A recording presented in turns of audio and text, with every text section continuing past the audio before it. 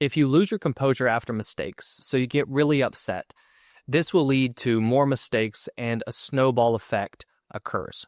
What I'm going to discuss in today's episode is why loss of composure happens during games, and then most importantly, a strategy that you can use to manage your loss of composure.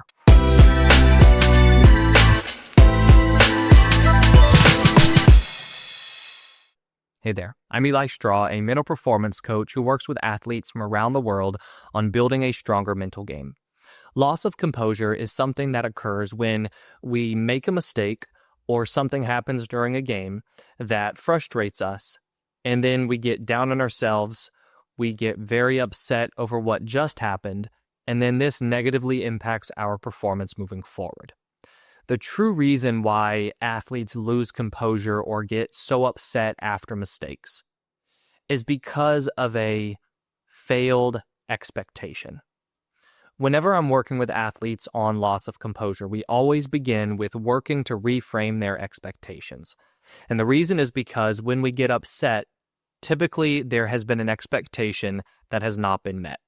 When we place these expectations on ourselves going into games, it opens the door to this frustration and to us losing our composure. An example is the common held expectation that I cannot make any mistakes. If I go into a game and I'm thinking, I can't make any mistakes today, for whatever reason, right? Maybe it's because I don't want coach to pull me from the game. Maybe I don't want to let my teammates down, let my parents down, or even have my stats drop. When I go into the game thinking I cannot make any mistakes, and then I make a mistake, I've now failed to reach my goal, and an expectation that I placed on myself has not been met. Another expectation could be that I expect myself to make every shot, or I expect myself to lower my time for the race. If I am unable to accomplish that goal throughout the competition, I'm going to get frustrated and upset with myself. Now, depending on your sport, we will see this loss of composure affect you in a few different ways. If you play a sport like football, basketball, baseball, tennis, a sport where there are many opportunities throughout competition to make mistakes, this is where we see the snowball effect occur. So let's take the example of a baseball player striking out at the plate early in the game. So he strikes out, and then he gets down on himself and he gets frustrated. He carries that frustration with him into the field. Now in the field, he's still thinking about the last at-bat, and he's not as focused on the pitch at hand. So then when the ball is hit to him, he has a greater chance of making an error. Because he's not as focused, he's not as in the moment, his mind is elsewhere, and so his reaction time is impacted negatively. Now, if he does make a mistake or makes an error in the field, he will then get even more frustrated at himself and carry that into the next at-bat. But even if he doesn't make an error in the field and he's still mad about the previous at-bat, he will still take that into the next at-bat. Now, this next at-bat, he could either have a lack of confidence, so he's doubting himself, or maybe he tries a little bit too hard to get a hit to make up for the strikeout. But either way, he's taken out of his natural approach, and he's not in the best mindset to have a good at-bat. And that can quickly snowball into another at-bat, and then we see that spiral continue moving forward.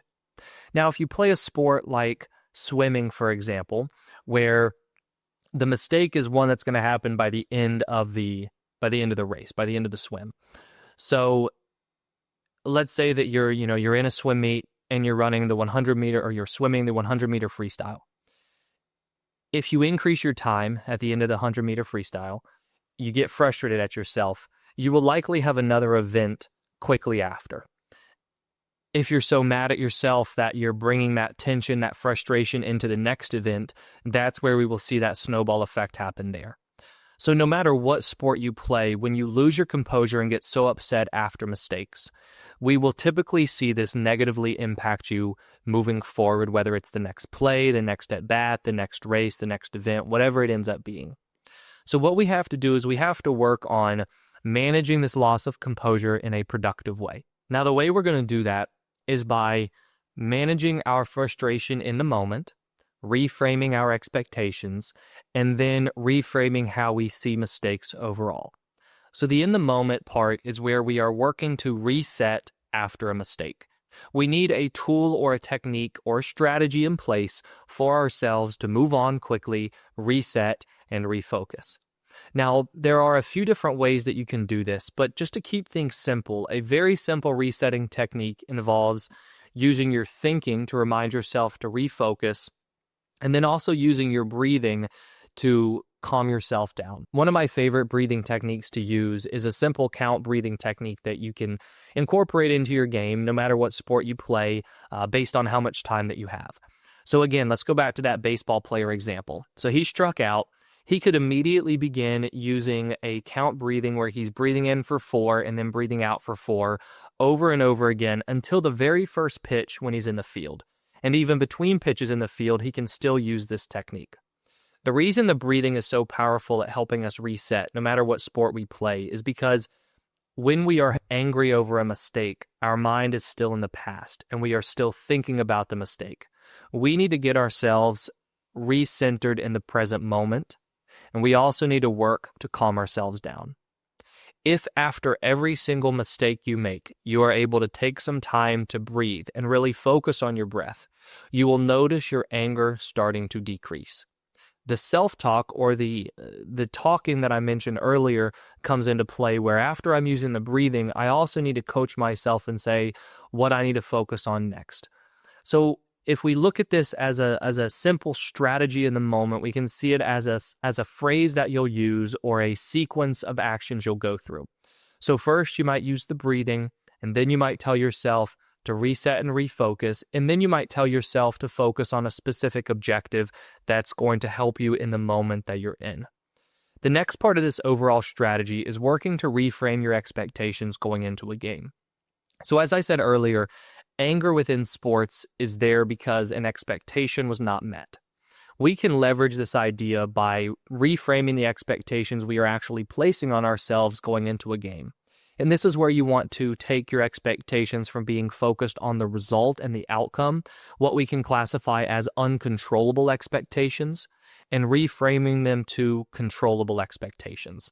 So maybe that baseball player has the expectation right now of I need to get a hit every time I'm at the plate, or I can't strike out. That to I expect myself to put a good swing on the ball, or I expect myself to be focused at the plate and have a good pre-at-bat or pre-pitch routine. Maybe a swimmer says that their expectation is to swim confidently and swim loose, be loose whenever they're out there in the pool. Or maybe they say that their expectation is to go through a good pre-swim routine. When we work to reset our expectations, we are putting ourselves in a position to be able to move on because we're not making the result the most important thing to us. We are making these controllable characteristics the most important thing to us. And we want to make sure that these controllable goals that we set or the controllable expectations are putting us in a position to succeed. And if we do so, it's easier for us to look back on them and say, all right, I struck out, but I still put good swings on the ball. Let me just do that again next at bat, and I'll probably have a better at bat next time. And then the last part of this strategy is we have to reframe the overall way that we view mistakes. And this ties into the expectations, and it also helps with our in-the-moment strategy. But we want to go from seeing mistakes as purely negative to seeing mistakes as learning opportunities. This is a very difficult mindset shift to make, but as soon as you're able to make this mindset shift, it becomes a lot easier to move on from mistakes. One of the actionable ways that you can go through this shift is to work after every practice and every game to see your mistakes as lessons and then work on applying whatever you learned moving forward. So for example, maybe after I have a bad game, I would list out the mistakes I made, and then I would ask myself, how do I work on these during practice to help decrease the chances of making this mistake in the future? I would focus on that, I would work on that, and then that's helping me develop this mentality that mistakes are not purely bad, they are lessons for me to use to improve. If you apply this strategy, what you're going to notice is that the frustration you feel after mistakes will reduce. But I also want to mention that we are not trying to eliminate all frustration after mistakes. We are trying to manage the frustration that you feel after mistakes. It's normal and natural to get mad and feel a little frustrated when you fail because you're not out there to fail. But likewise, you have to remember that the anger you're feeling is only hurting you moving forward. So if you're really angry because you want to fix your mistake, the first place you need to look is how am I responding to this mistake mentally? And if I'm responding by having too much anger and frustration, then I'm putting myself in a position to continue to fail. And that's really why managing this loss of composure is so important, because all we're really concerned with after a mistake is whatever's happening next. And as long as I'm angry, whatever happens next will likely not be done so in the best way possible. I'm not going to have the best mindset, and I will likely not perform my best. So use this strategy, work to reframe your expectations, implement an in-the-moment technique to move on from your mistake, and then work on seeing mistakes as lessons instead of purely as negative and bad things. Now, if you're interested in my one-on-one coaching program, I've put a link to learn more about that in the description below, along with links to my 2 online courses, the Mentally Tough Kid course and the Confident Competitor Academy. Thank you for watching, thank you for listening, and I wish you the best of success in all that you do.